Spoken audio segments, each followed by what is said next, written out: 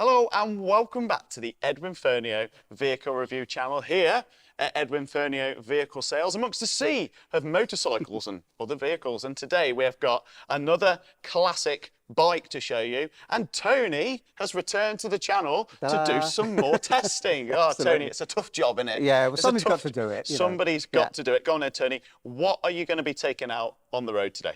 So I spotted this. It's a 550 Four-K. It's a Honda CB550 Four, and it is just the most classic motorcycle. Back in '69, a Honda stunned the world with its CB550 motorcycle, the K1, and then it had a whole series of those. And the original K series Honda CB750s looked a lot like this. Right. And when they did the 500 version, they styled it slightly differently. But they learned that it was the original styling that people wanted. So when they came on to do this, they kept it exactly the same. So what you have here is a 2/3 sized, 2/3 performance version of the 750. It's got a 50 horsepower, 4-cylinder, single overhead camshaft engine, and it has no vibrations, electric start.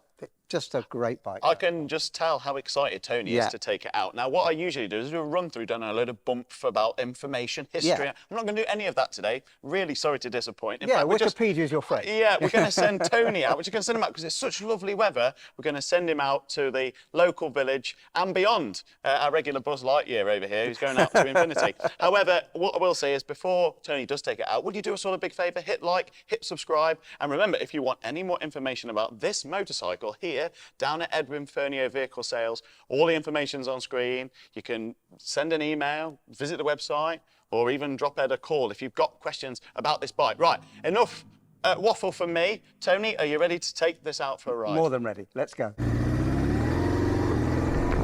Okay, and we're off on a road test of a CB550K from 1978. I remember it well.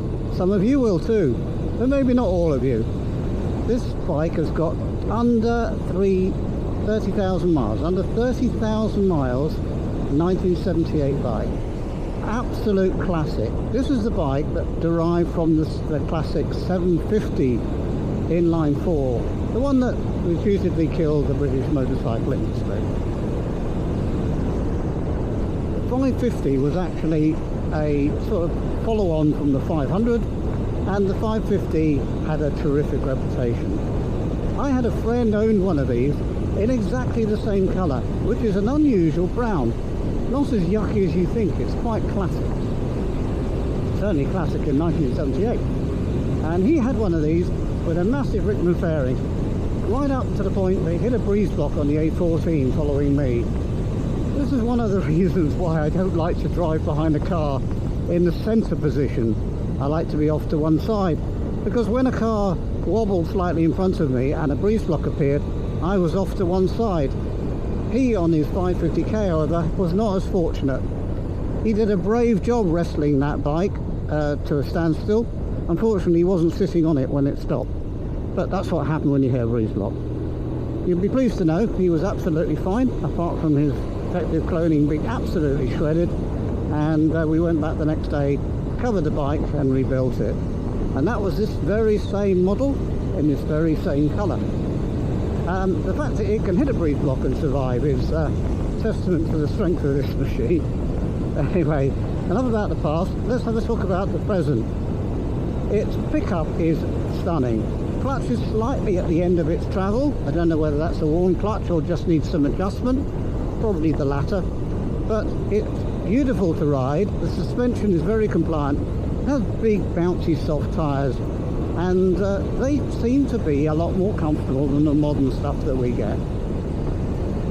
It's 27, 28 degrees today. You couldn't pick a nicer day for this, really, to get out in the countryside. And it's also quite nice for me not road testing a bike for the first time on slippery wet conditions, which was certainly the case last time I took one out. So, beautiful day. I've got a clear road in front of me. I've been told not to exceed the speed limit by Max. Thank you, Max. I will not do that, at least not on camera. And we're going to go along here, turn into Colton, and then make our way on this beautiful piece of road. The sweeping turns, just exactly the sort of thing that you'd want on a bike like this on a lovely warm day.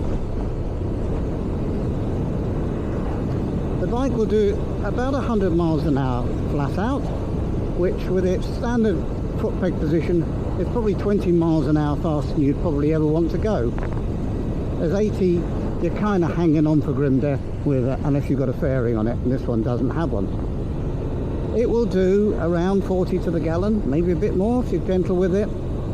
It has a gentle inline-four 549cc engine, 4 cylinders, single overhead camshaft, 4 carburetors, and 2 valves per cylinder, as I recall.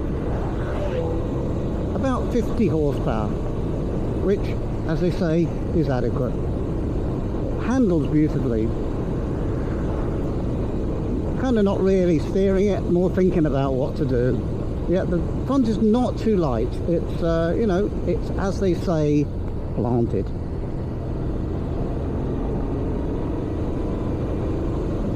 As we're stuck behind the obligatory tractor, which is just what you want, let's try the brakes. Okay, as you'd expect on a bike of this age, that brake is far more effective than you'd expect it to be, and the rear brake and the front brake is not as good as you'd want it to be. It's a single pot, single disc from the 1970s. What do you want? I imagine that braided hoses, which this does not have, some new pads, a little bit cleaning, and it will probably improve. But you're never going to get racing bike brakes on a bike of this age. Okay, we're chugging along here, quite a nice pace, very leisurely, 5,000 RPM, 55 miles an hour and a 60 rip. There you go, Max, I'm doing what I was told. And we're coming up to a reasonable bend over here. Gearbox is lovely. Hondas have a reputation for fantastic gearboxes, and that includes the 1978 model. Amazing bike, really.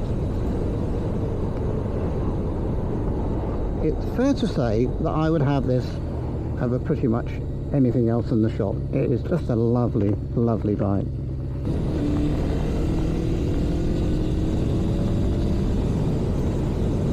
Pickup and response on this bike with under 30,000 miles that's new. Now let's not forget, 30,000 miles, ladies and gentlemen, on this bike. It's quite incredible that such a bike like this could be found these days, never mind in such fantastic condition. This is really fun. I'd forgotten how good these were, to be honest.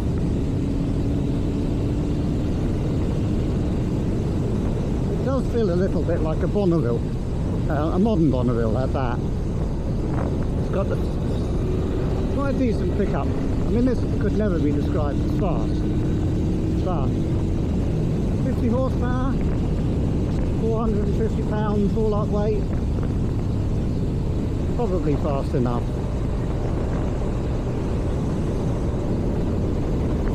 Back over the reservoir, past the admiring public.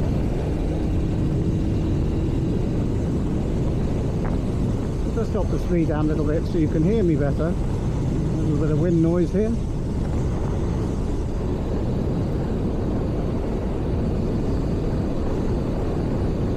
It poodles along at slow speed. No wobbles. Beautiful handling. I said that, but it just goes to show what an impression this has on you. This is the sort of bike you could ride all day. There is no chance of having any aches and pains on this. The seat is plush, the suspension's working, the tyres are fat and round, everything's working as it's designed to be. A lot of that has been lost on modern bikes. You don't really get the same comfort level on the more modern bikes because they try to sculpture them into something that will sell because it looks fabulous. This is designed by people who knew how to build a motorbike, had been doing it for a little while, and was was a very, very wealthy company back in 1978. Honda back then were at the top of their tree. They'd made an absolute fortune on their CB550 and the GL1000 Gold Wing, and this was just another one in that very, very famous stable. And this is a bike for cruising around, enjoying yourself. Absolutely fabulous for fill and rider. Flat seat, heavily padded, grab rails everywhere, and you're on the same level as the rider, so you can hold on to them without any fear. And the acceleration's not really that harsh that you're going to suddenly find the bike 150 pounds or lighter. That's because your passengers just left the building. It doesn't really have that kind of acceleration. It's more progressive. So it'd be a beautiful two-up bike. Not really for somebody who's going to go scratching or try to go fast. I mean, it had fast pretensions back in the early 80s, but nowadays it's left behind.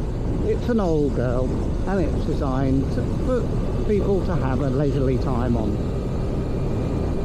They are as sound as a bound. There's nothing to go wrong. They have a fabulous reputation for reliability, and when you've got a bike with such low mileage, that's reinforced despite its age. What a great machine. Right, so Tony has made it back from wherever you've been. I sense you got lost again. Tony, No. He always seems to get lost I just when he take goes out on the alternative bikes. routes. Never keep them guessing. Oh, yeah, Right, yeah. okay. Funny how you get lost on these machines. Go on then, talk us through what it was like to ride this Honda 550. Well, I have ridden one of these before, albeit probably in about 1981 or something like that. A friend of mine had one exactly the same. Right, Exactly the same okay. bike. And it was just a great bike. It was same colour as well. But riding it again, it's comfortable. The suspension works. The seat, I mean, look at that. It's plush seat. Yeah, comfy. You know, you could ride this bike two up. You've got a level, big padded seat. You've got a grab bar at the back here. Yeah. You've got a strap at the middle. You could hold on to the rider. The performance is, so we say, adequate. It's Okay. not a fast bike. They do about 100 miles an hour, 102 I think is the book speed of this. But with the standard riding position, probably 80 is as fast as you ever want to go when you haven't got the protection of a fairing. You know, the speed limit's 70, 80 is comfortable, this will do 100. So it's got enough performance in it. About 50 brake horsepower, something like that on this bike. This one though, this has got under 30,000 miles since new. Okay, And it it's feels good going. like it. It's the engine's tight. There's no rattles and creak. Everything's working. Yeah. It was just great fun to ride. I didn't want to come back. I nearly didn't. So I was going to carry on. But yeah, I wouldn't have been surprised had you got lost. The main thing I think with this bike, just looking at it, I mean, it looks in great nick. Yeah, it's great. It's Isn't it? really great. I mean, you know, it's been polished. You can see that somebody's taken a lot of care on this bike. It could do with a little bit more, and then it could be back to concours. Everything's good enough on this bike to be taken back to being and looking like a brand new bike. And what were your favourite features about this bike? I think the way it handled the road, it would go incredibly slow speed. The clutch is engaging quite late, so I was wondering if that needs adjusting. Okay. Which is a little Might bit do a little strange at bit, first. yeah. But once you've got in clutch by an engagement, it poodles around at walking pace. It goes up to 50 with no trouble at all. It was at what, under 5,000 revs Right. at 50 miles an hour. It Yeah. redlines at 9.5. It revved cleanly without any problems at all. Ticked over nice.